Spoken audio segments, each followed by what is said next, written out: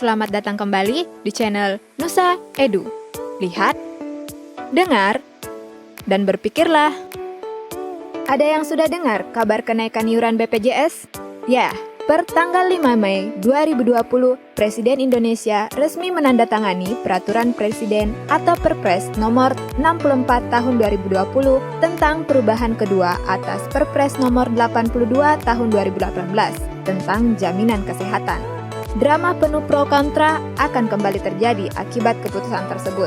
Bagaimana tidak, bentuk kenaikan apapun untuk kondisi sulit di tengah pandemi COVID-19 seperti sekarang pasti akan dirasa memberatkan, terlebih untuk iuran kesehatan. Nah, penasaran dengan pro kontra dan drama BPJS? Yuk simak di video ini.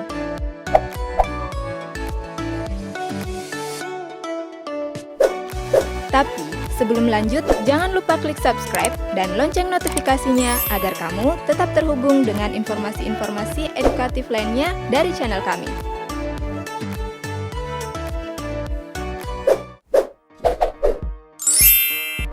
Drama kenaikan iuran BPJS.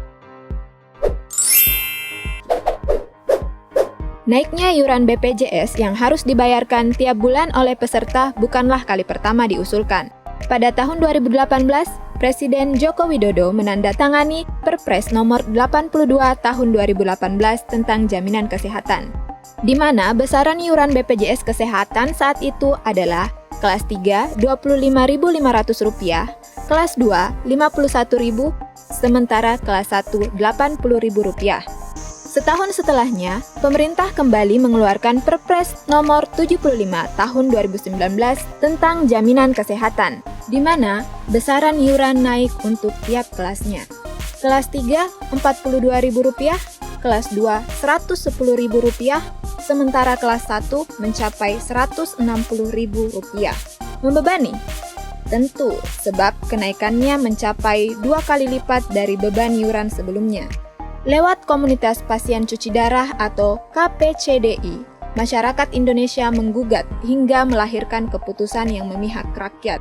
Mahkamah Agung mengabulkan gugatan KPCDI dan menolak 100% dari kenaikan iuran BPJS sehingga masyarakat tetap membayar iuran sesuai Perpres nomor 82 tahun 2018.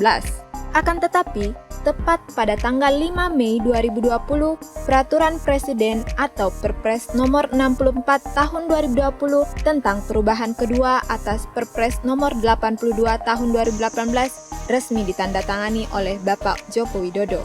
Iuran BPJS kembali dinaikkan dan resmi berlaku per tanggal 1 Juli mendatang.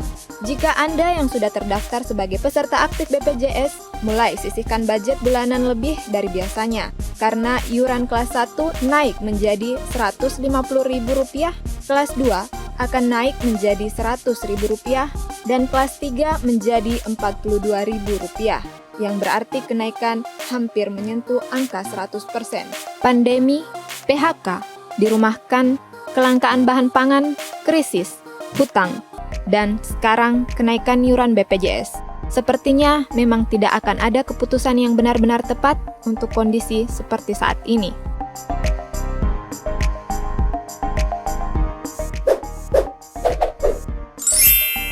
Pro dan kontra.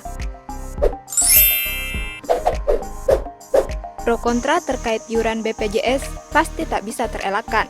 Kalangan kontra tentu mengangkat isu ketidakberdayaan masyarakat saat ini. Sementara yang pro berusaha menilik lebih mendalam kondisi negara yang tentu tidak bisa dikatakan baik-baik saja.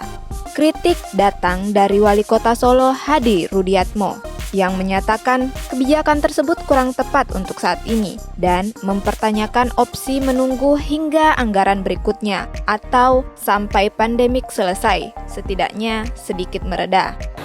Saat kondisi kayak begini, menaikkan BPJS ya menurut saya kurang tepat, tidak pas karena masyarakat baru banyak yang di PHK, banyak yang dirumahkan. Alasannya, banyak masyarakat yang mengalami PHK dan dirumahkan oleh pihak industri, serta para pelaku bisnis dan UMKM mengalami penurunan omset. Tapi dari sang gubernur, Ganjar Pranowo, memberikan pendapat yang tidak bisa dikatakan sepenuhnya mendukung keputusan dari pemerintah pusat. tindakan yang cukup berisiko sebenarnya secara politik dan sangat tidak populer ini, sebenarnya Presiden harus mengambil itu, dan akhirnya reaksi juga luar biasa. Tapi sepertinya juga kita harus memaksa BPJS harus jauh lebih profesional. Namun memberikan restu jika memang terjadi kenaikan. Hal senada juga disampaikan Gubernur Jawa Barat Ridwan Kamil bahwa kenaikan iuran BPJS bisa didukung dengan umpan balik pelayanan maksimal dari BPJS dengan tingkat penjaminan kesehatan yang benar-benar baik. Ada defisit dari APBN sehingga defisit ini disempurnakan melalui kenaikan BPJS. Ridwan Kamil mengutarakan masih menunggu keterangan komprehensif terkait kenaikan tersebut. Tapi coba menilik cendekiawan Din Syamsuddin. Dikutip dari vivanews.com, beliau secara terang-terangan memberi pernyataan bahwa keputusan itu merupakan bentuk kezaliman yang nyata dan lahir dari pemimpin yang tidak merasakan penderitaan rakyatnya.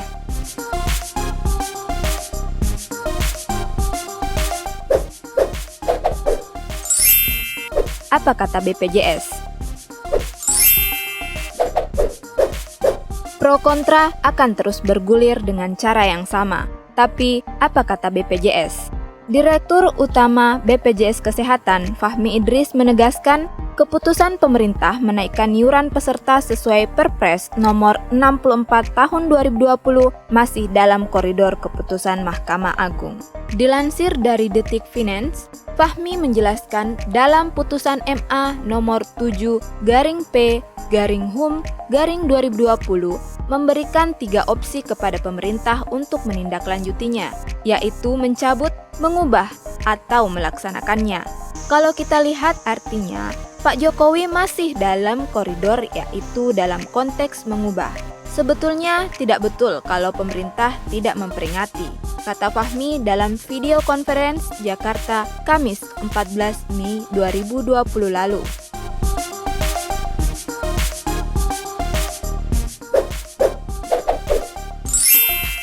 Opsi untuk masyarakat.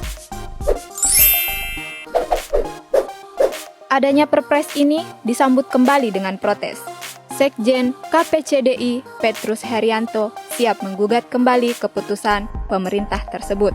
Sementara itu, opsi untuk masyarakat secara perorangan turun kelas. Ibu Sri Mulyani dalam acara Rosi tanggal 14 Mei 2020 lalu menegaskan, apabila memang ada peserta PBPU dan BP kelas 1 dan 2 yang merasa keberatan dengan kenaikan iuran BPJS Kesehatan, bisa turun kelas menjadi peserta kelas 3.